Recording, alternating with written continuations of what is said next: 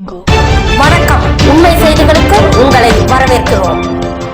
சுற்றுச்சூழலை பாதுகாக்கும் விதமாக நெல்லை மாநகராட்சி பகுதிகள் முழுவதும் சுமார் 10,000 மரக்கன்றுகள் நடப்பட உள்ளது. உலக சுற்றுச்சூழல் தினத்தை முன்னிட்டு பொதுமக்கள் மற்றும் பள்ளி மாணவர்களிடையே சுற்றுச்சூழல் விழிப்புணர்வு ஏற்படுத்தும் வகையில் மண்டலத்திற்கு தலா 2,500 மரக்கன்றுகள் வீதம் 4 மண்டல பகுதிகளிலும் அந்தந்த மண்டல உதவி ஆணையாளர்களின் கண்காணிப்பில் 10,000 மரக்கன்றுகள் நட உத்தேசிக்கப்பட்டுள்ளது.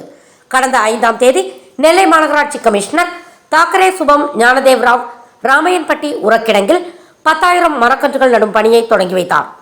தொடர்ந்து நெல்லை மாநகராட்சி பகுதிக்குட்பட்ட பேட்டை பகுதியில் உள்ள குடிநீர் சுத்திகரிப்பு நிலைய வளாகம், காமராஜர் உயர்நிலைப்பள்ளி மற்றும் பழையப்பேட்டை இணைப்பு சாலையில் உள்ள கனரக வாகனங்கள் நிறுத்துமிடம், பல்வேறு இடங்களில் உள்ள பூங்காக்கள் மற்றும் அங்கீகரிக்கப்பட்ட மனை பிரிவுகள், பொது பயன்பாட்டிற்கு ஒதுக்கப்பட்ட இடங்கள் மற்றும் பல்வேறு இடங்களில் மரக்கன்றுகள் நடும் பணிகள் நடந்து வருகிறது.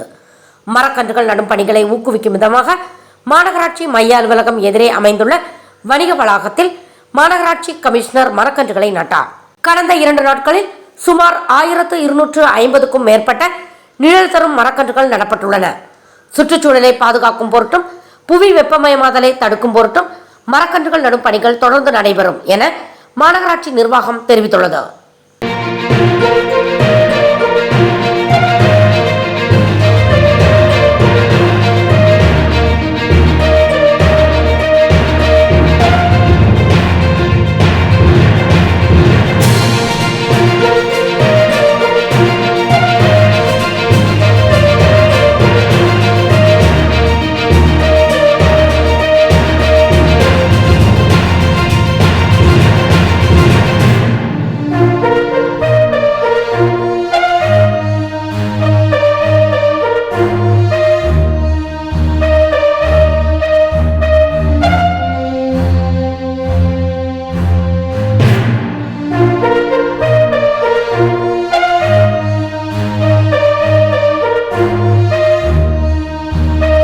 Thanks for watching உண்மை செய்திகள்.